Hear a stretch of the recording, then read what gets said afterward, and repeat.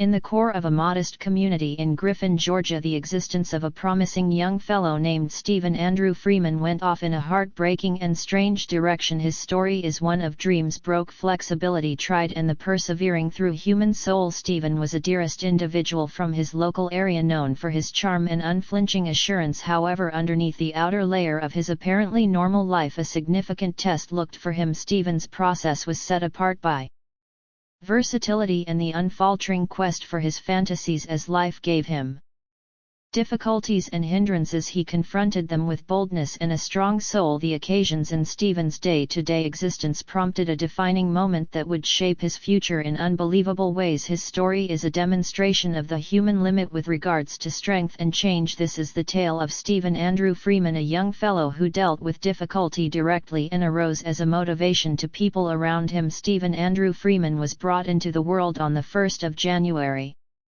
1995 and experienced childhood in Griffin, Georgia. He was the child of Troy and Jennifer Freeman. He lived with his guardians and sibling Blake. He was near his family and had a cheerful and sound youth. He was continuously chuckling, grinning and living it up. His numerous companions depicted him as an extremely easygoing and chill individual who never had an issue. Let individuals know the amount he cherished and thought often about them. He was useful and a caring individual who cherished being inside. Stephen had a decent connection with his folks, however was all the more near his mom. He adored his mom such a lot of to such an extent that when she returned to school to finish her higher education, he composed her a note saying, "I am so glad for you and respect all the work that I watched you set forth over the course of recent years. It takes a tremendous measure of commitment a long way from me to persevere through the pressure and obligations that you have taken upon yourself. I admire you consistently due to how you've helped me and Blake all through our lives and how, assuming you set your attention to it, you can achieve any of your expectations, dreams and more. I love you to the moon and back." Jennifer, Stephen's mom, cherished this note. He kept in touch with her when she returned to school. Stephen additionally had a sweetheart named Mary whom he cherished. Mary Catherine Higdon was brought into the world in 1994 and like her sweetheart she had a decent sound life while growing up and furthermore had a caring family. She was depicted as an accommodating kid who was continuously going around chuckling and, surprisingly, delighted in performing for her family. By giving these wonderful little performances she was well disposed and imaginative and respected nature and creatures. She was raised around firearms and grew up to adore them. Mary and Stephen were secondary school darlings and as soon as they met they became connected to one another. They shared such a lot of practically speaking. However, the main energy they bond over was their common love for the outside. They would regularly go climbing, setting up camp, fishing and in any event, hunting together. Subsequent to moving on from secondary school, Mary and Stephen moved into their place together in Griffin, Georgia. Stephen functioned as a metal laborer while Mary filled in as a part-time educator's colleague at St. George's Episcopal School in Mer, Georgia. She likewise worked at a donning decent store where she sold weapons. Mary had a collaborator by the name of Thomas Skinner who was Stephen's dearest companion. They worked at the store for quite a while and Thomas made sense of how all representatives expected to learn fundamental firearm well-being rules prior to taking care of the firearms alone. They needed to figure out how to hold them, load them and shoot. Mary knew how to deal with a weapon appropriately. Then again, Stephen had a preference for weapons and had claimed something like 10 of them and kept a Glock 42 in their home. Andrew McKay and Pursuit were additionally other dear companions of Stephen. The four were a nearby gathering of companions and thought often profoundly about one another, and they likewise normally disapproved of about who each dated to. When the gathering initially met Mary, they had a suspicious outlook on her, yet cherished the amount of she and Stephen possessed in like manner and that she was excellent at outside. They cherished how Mary satisfied Stephen's family, adored Mary, and his mom viewed her as a little girl in regulation. Currently in 2018, Mary and Stephen were living respectively in the very loft in Griffin. Around then Mary was 24 years while Stephen was 23 years.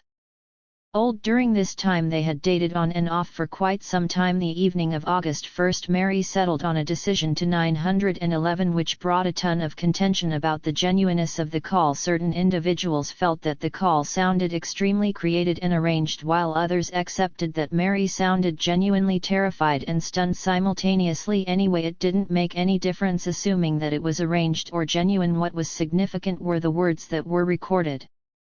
Emerging from her mouth, "I unintentionally shot my bow when the criminal investigators appeared."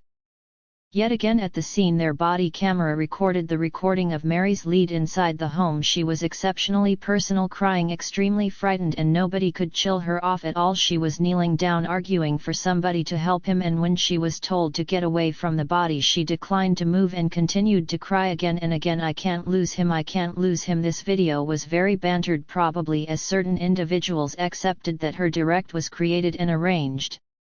In light of the fact that they felt as was she, exceptionally overstating, while others accepted that she was showing real genuine sentiments. When the investigators appeared at the scene, Stephen was as yet alive and was hurried to the emergency clinic. He was shot straightforwardly into his chest just beneath his neck. Sadly, he surrendered to his wounds and died a couple of moments before 12 p.m. promptly. The analysts didn't see this as a mishap. They were persuaded it was murder. When Mary was first grilled, she let the specialists know that she had erroneously shot Stephen. She expressed that she was simply giving him the weapon and it just went off. She likewise let the specialists know that she had no clue about there was a projectile in the CH chamber, since they never used to take off from their firearms stacked inside the house. By and by, after some time, the story changed, as she professed to have thrown the weapon to Stephen, not giving it to him. At first the examiners didn't really accept that her story by any means, since one of them especially had a great deal of involvement in firearms, and he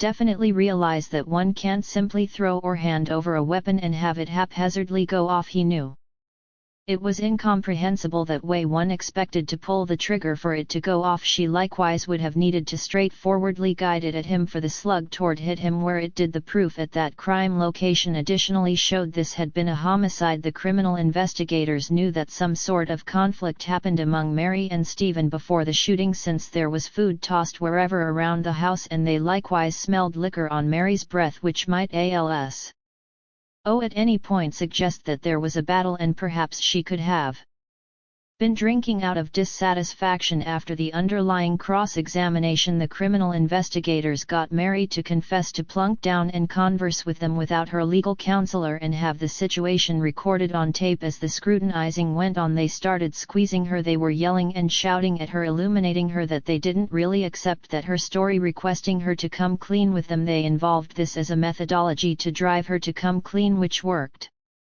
Mary concurred that she shot Stephen bitterly. After Mary was captured and accused of homicide, the analysts went on to survey the tape, and all they could hear was static criticism, clamor. Her admission was quiet. This tape was the greatest piece of verification they needed to end this case, and it was obliterated, and they had no reinforcement recording. All they had at that specific time was their words against hers. Fortunately, this tape wasn't the main wellspring of confirmation that they were under lock and key. They likewise had proof that the weapon was stacked that very evening, in spite of the fact that Mary asserted that she had no thought it was stacked. There was cooking oil on the magazine and all around the side of the weapon, which seems okay, remembering that she was cooking a London sear that very evening, which was extremely oily. This was the very food that was tossed all around the floor. They likewise found that the police had been called to their home multiple times inside the last year. 2 of them ended up being for homegrown conflicts. As of now, the examiners chose to question Stephen's 3 dearest companions, and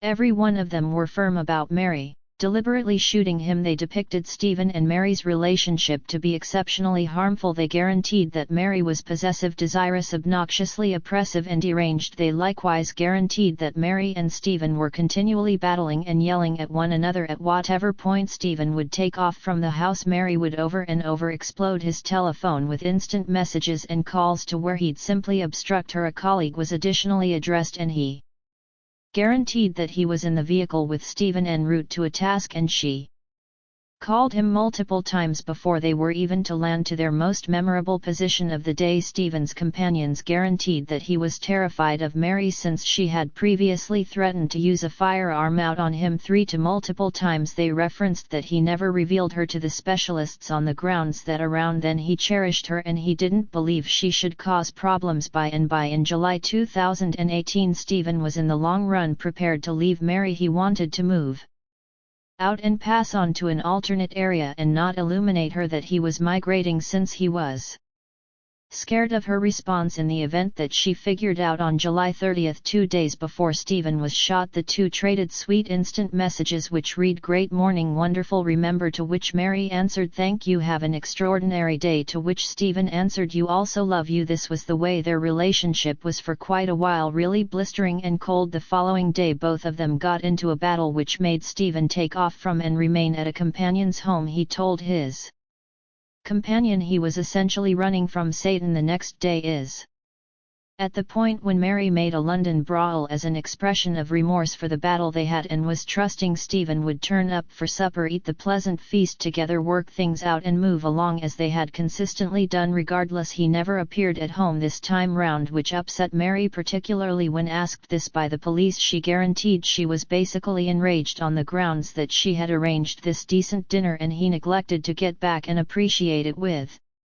her. Mary, as expected, exploded his telephone with calls and messages and went on to call Stephen's mom to see whether he was there. Jennifer, Stephen's mom, told her that he was at his companion Thomas's home. Mary got into her vehicle and headed to Thomas's place. Stephen and Thomas had proactively left the home and were simply cruising all over in the truck, and Mary saw the truck and began following them. She drove excessively near them, lowered the window and began shouting, "Are you getting back home now?" Thomas referenced that Stephen felt sort of crushed by then and told her he would be returning home 2 hours after the fact Stephen was shot. It was assumed that Stephen returned home to wrap up things with Mary for the last time, and that is the very thing that set off the battle that turned deadly. Mary was accused of homicide, felonious attack and ownership of a gun during the commission of a crime. She was offered a request arrangement of life in jail with an opportunity of parole, assuming confessed. By she declined to take the arrangement and took the case to preliminary, where she argued not blameworthy due to shooting Stephen justifiably. She was addressed by a public safeguard who informed the jury that Mary was even scared of Stephen in view of his set of experiences of misuse, and there was genuine verification of this misuse which all emerged during her preliminary. The examiners utilized the proof, including the oil of the weapon, since they didn't have the admission tape any longer. They likewise got Stephen's companions as observers on Mary's side, aided her significantly was for her standing up to let the jury know what befell her all through her relationship with Stephen. She claimed that Stephen had an exceptionally telling, controlling and dangerous side of his personality that no other person realized about. She professed to have encountered obnoxious attack, actual maltreatment, misuse, and that he had assaulted her on 2 separate events. She guaranteed he needed to understand what she was doing, where she was, who she was with, consistently with whom she was burning through cash, and what she was eating. She guaranteed that he drove her to the edge of frenzy and he was monetarily harmful. Also, she asserted that on one event he kicked her extremely hard, which made her tumble off the bed and bang her head. She referenced that she didn't call the police since she was worried about the possibility that she would fall herself, feeling like she had pushed him that far to where he would manhandle her. There was one more verification for her side, which was all the instant messages that were recovered among her and Stephen, where Stephen was sending her extremely obscene and disturbing messages jeopardizing her. They were messages from the earlier year and were 63 pages of these messages uncovering Stephen obnoxiously going after her. The messages were so foul to such an extent that the criminal investigators haven't uncovered a large number of them. One message he sent her was the point at which he went out fishing with companions. He sent her an image of himself holding a dead fish and said, "This is you," and another platitude, "I will wreck you for destroying me." This was connected to the way that she undermined him one time and he lost it. Stephen sent one more message, next message saying, "The more you talk, the more you will get rebuffed when I return home." The court asked her what he implied by rebuffing her. She guaranteed he would return home shouting at her genuinely attack her by smacking her, punching her and beating her. Overall, Mary sat on the substitute tears while recounting the story and said that in the event that she attempted to go to bat for herself and safeguard herself, he would agree that things like "don't hit me, since, supposing that you hit me, then I'm about to hit both of you times harder." She additionally guaranteed Stephen had a red room where he could sort of physically misuse her, doing things that she could have done without to cause torment. Onto her, Stephen had physically attacked her on 2 events. One is the point at which they had recently gotten back from their excursion to Disney World and started having sex. It turned out to be excessively antagonistic and Mary wasn't appreciating it and advised him to stop, yet rather he told her, "I got you everything at Disney World, so presently you will give me what I merit." She said she was the person who parted ways with him and he was the person who kicked, distraught and off, going after her, and that is the point at which she snatched the firearm to shield herself and she coincidentally shot him. She said that her final words to him were, "Get thee out of my home," and afterward he jumped himself at her, and that is the point at which she shot him. Measurable proof demonstrated in any case that he never got up and he never moved. He was perched on the edge of his sleeping cushion, and when she shot him he fell in reverse. The police, Stephen's family and his companions didn't accept this, since Mary was the person who was following the truck requesting him to return. She is the person who attempted to prepare an astounding dinner which she guaranteed was to apologize for the battle and trusted things would proceed ahead as expected. His loved ones knew Stephen as astounding, well-disposed and not this unfriendly monster Mary was painting him to be. His mom Jennifer guaranteed that she never realized he was conversing with her, how he was and wasn't glad for him doing that to a lady. Stephen's companions continued to say that Mary was the genuinely harmful one, that she could hit and punch him constantly and that they had never seen him lift a hand to her before. In any case, the safeguard contended that this companion never really saw any of this misuse happening and might have been occurring behind shut entryways. The guard likewise guaranteed that Stephen had a medication and liquor enslavement which prompted his severe blast. The indictment likewise concocted one more instant message that Stephen had shipped off Mary, saying, "I realize you've pointed a weapon at me on numerous occasions currently, yet last time frightened thee out of me," to which Mary asserted that this was about her shooting herself yet not shooting him. She had consistently taken steps to shoot herself yet not him, and the loved ones believed that Stephen remained in the relationship for long on the grounds that he dreaded she would end it all, assuming that he left her. Examiners had guaranteed that Mary had changed the story somewhere multiple times from the second she was grilled. At last, Mary Catherine Higdon was absolved of every one of her charges subsequent to being found not blameworthy. Every individual who was essential for Stephen's life incorporating the court was in absolute shock when they came to figure out the jury's choice. They recognized that they all without a doubt were persuaded that Mary deliberately shot and killed Stephen, yet there was insufficient evidence to confirm as to why she shot him. They couldn't lay out it was to be sure homicide or self-protection. They couldn't learn whether all allegations marked against Stephen were valid or bogus, and assuming that all allegations named against Mary were valid or misleading too. Consequently, Mary Catherine Higdon was at last set free. Stephen's life was a demonstration of the conviction that with devotion and resolute determination one can defeat even the most overwhelming snags. His accomplishments act as a wellspring of motivation for every one of the individuals who face their fights in life. Stephen's effect on his local area and the people who realized him is vast. He abandons a tradition of assurance and strength that will keep on moving others to seek after their fantasies regardless of the chances in the end. Stephen Andrew Freeman's heritage is an update that the human soul can take off even despite difficulty. May his story rouse all of us to confront life's difficulties with mental fortitude and assurance, knowing that with steadiness we can accomplish striking things.